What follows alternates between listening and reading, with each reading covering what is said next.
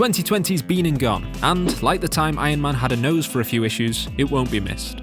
But as we head into a new year of optimistic uncertainty, never before have we so desperately needed superheroes to look up to and video games to play while we're stuck in the house. At the start of every year, I like to put together the most comprehensive guide to upcoming games starring our favourite costumed cavorters, from confirmed titles to rampant speculation on rumours and everything in between. Hey heroes, I'm Josh from Panels to Pixels, and this is every upcoming Marvel and DC game you can look forward to playing in 2021 and beyond.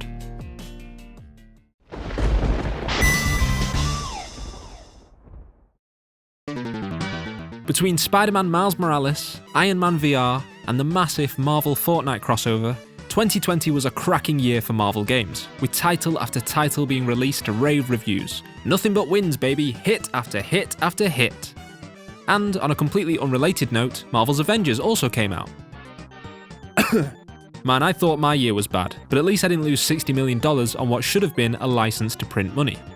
But while Earth's mightiest heroes might have flopped harder than Dick Fosbury at the 1968 Summer Olympics, the game's developers over at Crystal Dynamics are determined to super soldier on, promising much more content, bug fixes, and quality of life improvements in the coming year. So what does that look like? Well, after the recent release of the game's first additional playable character, Kate Bishop, along with new story content, the next chapter is touted for an early 2021 release. In an Operation event titled Future Imperfect, players can look forward to taking aim as Clint Barton, aka the OG Hawkeye. We already got a short teaser for this expansion which showed a dystopian future landscape and the Maestro sitting on a throne of shattered shields and crushed costumes. Now, I'm a huge fan of the original Future Imperfect story from the comics, and I've got to tell you, this teaser actually got me really, genuinely, unironically excited to get back into the game.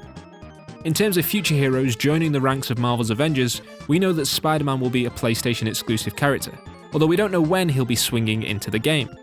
We also know that Black Panther and War Machine will soon be joining the fray thanks to teasers from the developers, plus some leaked character art. Beyond that though, unconfirmed rumours and leaks have pointed to several characters including Ant-Man, Captain Marvel, Doctor Strange, Falcon, Vision, Scarlet Witch, She-Hulk, Wasp, and the Winter Soldier.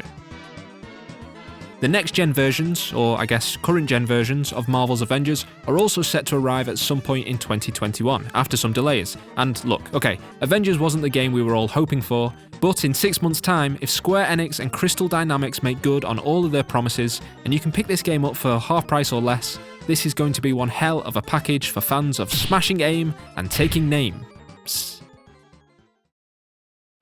When the partnership between Marvel and Square Enix was first announced back in 2017, it was said to be a multi-year, multi-game agreement, and Eurogamer reported that one of those games would centre around the Guardians of the Galaxy, and be developed by Eidos Montreal.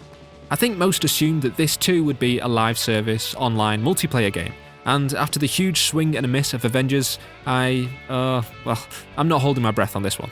Don't get me wrong, I'd love to play as everybody's favourite ragtag bunch of extraterrestrial a-holes, but unless we hear anything new about this project soon, I'm going to file it under don't count on it.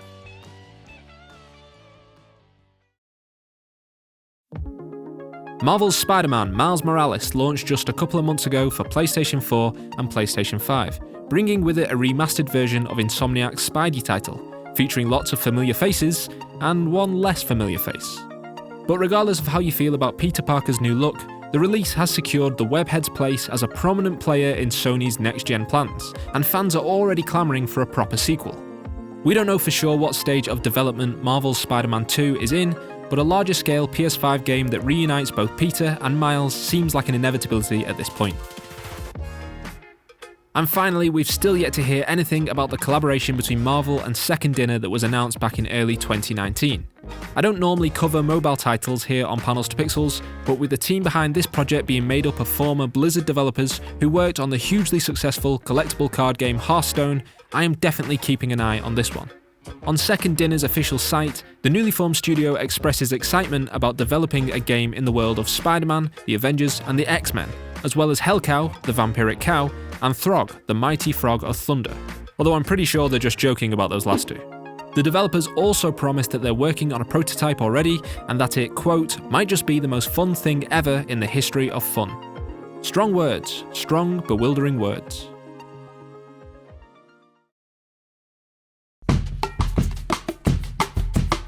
Hot off the presses as I record this video, Arcade 1UP, the makers of 3/4 size arcade cabinets for nerdy bachelors and wealthy executives, have just announced the latest in a line of Marvel cabs, and this is the one that fans have been crying out for, a 4-player version of 1992's X-Men arcade game. Developed by Konami and based on the failed Pride of the X-Men animated pilot from a few years prior, this side-scrolling beat-em-up really needs no introduction thanks to its iconic gameplay and unforgettable dialogue. X-Men Welcome to die! For the first time, Arcade 1UP are including built-in Wi-Fi to the cabinet so that you can team up with friends for online 4-player co-op. Also included in the package is another classic Marvel side-scroller, Captain America and the Avengers, and obscure fighting title, The Avengers in Galactic Storm. This is kind of a weird grouping of games if you ask me, but it's not like I'll ever be able to afford one of these things anyway. Which seems like as good a time as any to talk to you about supporting Panels to Pixels on Patreon. Ugh, shameless. For as little as $1 per month, you can help the channel grow, allow me to keep leveling up the quality of my videos, and help me achieve my dream of one day owning a 4-player X-Men arcade cabinet. It's a win-win-win! There are tons of cool rewards up there for those who do support the show, including extra videos, behind-the-scenes content, a members-only Discord server, plus shoutouts and credits in every video. So if you enjoy what I do here on Panels to Pixels and you want to give a little back, please head to patreon.com/panelstopixels. Thanks.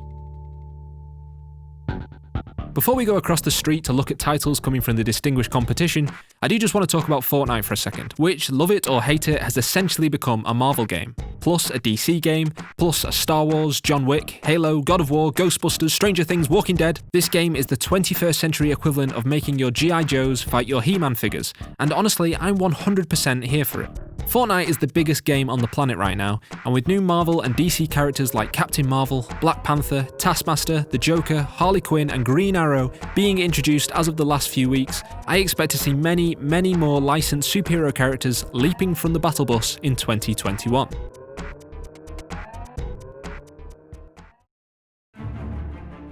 Alright, it's DC time, and after years and years of rumours and speculation about when we'd next get another Arkham game, or what developers Rocksteady were working on, those questions were finally answered back in August thanks to the online DC Fandom event. Suicide Squad Kill the Justice League is the long-rumoured but now officially confirmed upcoming game from Rocksteady Studios. Set in the Arkhamverse, this action-adventure title for PC, PlayStation 5 and Xbox Series X and Series S allows players to take control of the titular team of anti-heroes to defeat a brainwashed Justice League.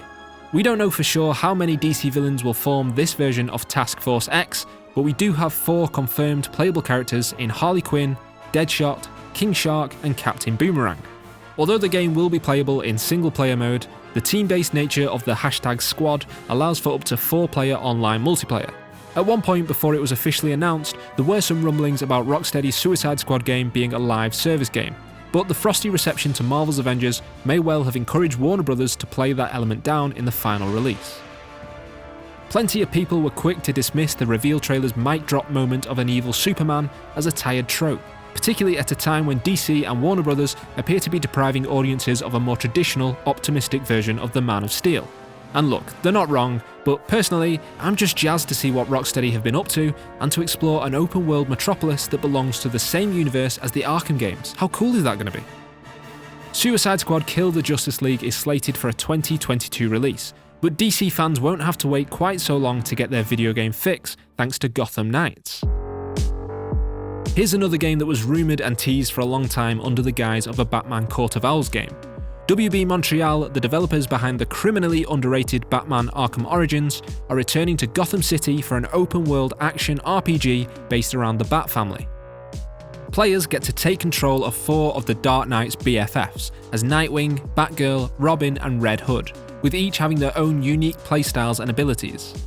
The game can be played entirely in solo, but the focus of the game's mechanics appear to be on the 2-player co-op mode. Weirdly, this game is not set in the Arkhamverse, despite featuring many of the same characters and centering around the apparent death of Bruce Wayne. You know, the exact way that the last Arkham game ended. But hey, forget about that because now you can ride the Bat-cycle. Gotham Knights is set to be released at some point in 2021 for PC, PlayStation 4, PlayStation 5, Xbox One, Xbox Series X and Xbox Series S. Back in 2018, it was revealed that WB Montreal had been working on not 1 but 2 games based on the DC universe, We now know that one of those games is Gotham Knights, but very little is known about the other project. Job listings posted on the studio's site point to a third-person open-world action game.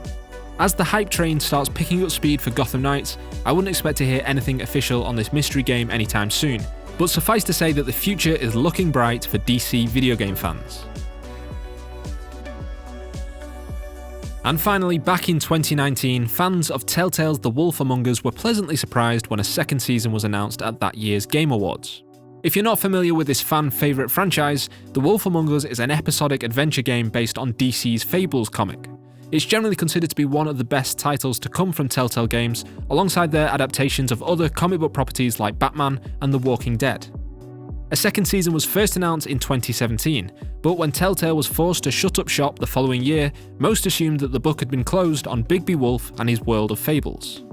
Fast forward to 2021 and we still don't have a confirmed release date for The Wolf Among Us 2, which is being developed by a newly reformed version of the once defunct studio. But just last month, an update on the game was posted on Telltale's Twitter account, which stated, "We know you're excited to hear more about The Wolf Among Us 2, and we look forward to telling you more when the time is right. What we can say is that we are developing the entire season at once, and there is more to do before we're ready to share what's next for the Fabletown gang. It's just not time yet."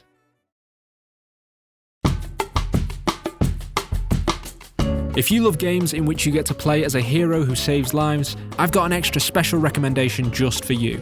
It's called 2020 May Be Over, but this shit isn't. So keep washing your hands, keep wearing masks, and keep your filthy selves to yourselves. Because I don't know about you, but I would love to be able to hug my family this year instead of watching them try to navigate the scary world of video conferencing. The unmute button is in the exact same place it's been for the last 9 months, Auntie Janet. Jesus fuck. I love you, heroes. Stay safe, take the vaccine, and I'll see you in the next video. Bye bye.